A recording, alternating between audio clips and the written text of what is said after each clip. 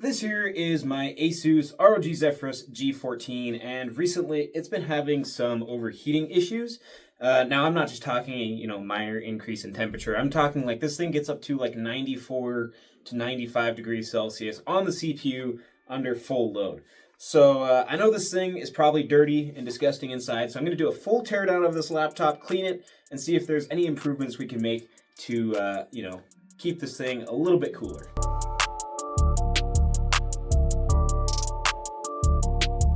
Now, if you're going to be doing a teardown on a laptop, I like to always put down some sort of soft pad for the laptop to be on. That way it doesn't scratch the lid and everything. All right, got my iFixit toolkit here. And by the way, I will leave all of the tools I use in this video down in the description below. Just in case you guys need something for yourself. Not exactly sure what bit this laptop uses here. Looks like it is a T5 bit to get these screws out. Also, I like to just use the tray from the iFixit toolkit as a parts tray, and it is beneficial, especially if there's different lengths of screws, to keep them somewhat organized. Now, laptop maintenance is a pretty important thing that I think a lot of people forget about, especially just a simple cleaning and dusting can go a long way to help a laptop's temperature. Since the internals are so small, it really doesn't take a lot to get them to overheat or go beyond what their factory temperatures were. So laptop maintenance is definitely pretty important. Also, this is what I'm talking about here. The screws on the bottom are a lot smaller than the screws from the middle, so make sure to keep those separated. Now that we have those out, there are some screws underneath these tiny little pads here. Now, ideally, you would use a plastic scraper for this. I'm going to use the end of a zip tie because I don't actually have a plastic scraper. Well, I'm not sure if this is going to be strong enough. Yes, it is. Okay. Now, set those aside. You don't want to lose those because we are going to put those back on later. Take the second one off here, just like that. And we can get to those screws underneath there.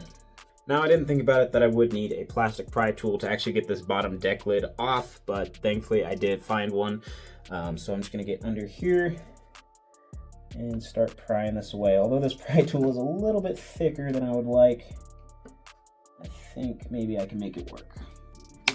So you're just going to go along and work those clips loose. Okay. Now, one thing to keep in mind that I just learned now is the speakers here have these tiny little pins here. So they've got these tiny little pins all along here. I don't know if you guys can see it. It's kind of hard to see. Try not to magnetize the speaker to your screwdriver like I just did. But yeah, they almost act like a Velcro because they kind of poke into the little mesh here on the speaker grill. So keep in mind that you don't just rip up on this and risk ripping out the wires to these little subwoofers down here. All right, now taking a look at this is actually my first time opening up the Zephyrus G14. We have 3 fans in here.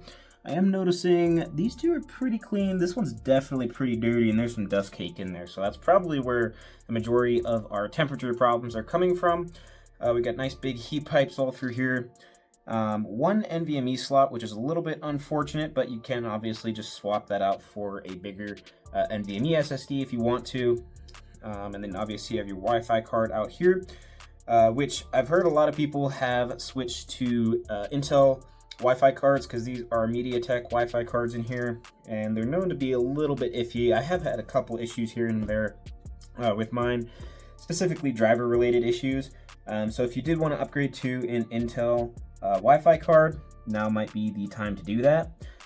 Now what I was going to do is actually replace the thermal paste in here as well, but I learned after doing some research before diving into this that these laptops use liquid metal on the CPU and GPU instead of thermal paste. Now there's a lot of pros and cons obviously between the two, liquid metal versus thermal paste. Liquid metal, obviously you're going to get better heat transfer from your CPU and GPU into your cooling system, in this case your heat pipe. But the issue with liquid metal is it's not exactly the most serviceable. While it doesn't necessarily expire, I have seen issues where the liquid metal ends up burning the CPU and the GPU. which is not great, obviously. If you do need to replace it, which is pretty rare, then it can leak onto the circuit board when you're handling it and short something out, which is not great. Now, obviously, that's where thermal paste is a lot better. If you get thermal paste on your motherboard, it's not going to do anything, but obviously it doesn't have quite the same performance as far as heat transfer. Personally, I much prefer thermal paste to liquid metal. It's a lot easier to handle, a lot more serviceable. So yeah, I'm not going to be touching the liquid metal on this laptop because I want this to be just a good, reliable laptop. I've never done it personally. If that's something you guys want to get into, there's a lot of YouTube videos out there on how to do it. But in this video, I'm just going to be doing a cleaning. So with that out of the way, I can go ahead and begin cleaning this thing. What I'm going to do is get this Fantic air duster that I have here. Again, links to all this stuff down in the description below. I'm going to take the one with the brush on it, and I'm just going to go through all the fans and heat sinks here and everything and get all that dust loosened up. One thing to keep in mind here, hold the fan while you are using the air duster. Don't let them spin freely. That can wear out the bearings. It can also backfeed power.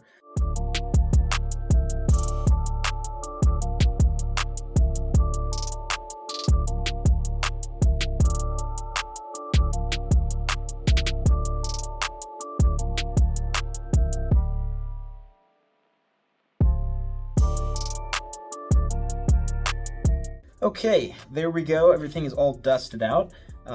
There was actually quite a bit of dust in here that came out, which is a good sign. Hopefully our temperatures will have improved. So I'm just going to go ahead and click this bottom back on here. Just push in all the clips around the edges of the laptop. And we can go ahead and put our screws back in. Also keep in mind that these screws don't need to be insanely tight. They do have a tiny little bit of reusable blue Loctite on there. But yeah, you don't have to go cranking down on these. They just have to be nice and snug. And once you have all these screws back in, it's a good idea just to go back over everything and just make sure everything is all nice and snug down properly. So once that's done, we can go ahead and put these rubber feet back on here. Now sometimes these stick, sometimes they don't. But if you ever have issues with, any type of rubber feet on the bottom of the laptop, you can get yourself some very thin, as you can see, this is super thin, 3M tape. Cut it in the shape of the foot, put it on there, and it should stick nicely. So that is everything put back together. I'm gonna go ahead and boot this thing up.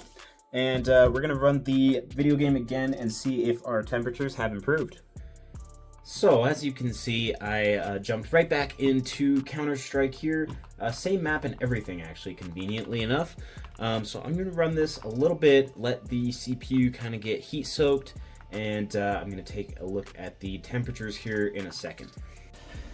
Alrighty, so we're pretty much dialed in at 92 degrees Celsius on the CPU, which isn't a huge gain, but remember that's, 3 to 4, maybe even 5 degrees cooler than it was running at before, because it was almost getting up to 98 degrees Celsius. Now I didn't really catch that on camera, but every once in a while it would just hit that 98 degrees Celsius mark. So that's around 6 degrees cooler, at the max there. So a lot cooler, still hot for the CPU usage only being like 46%.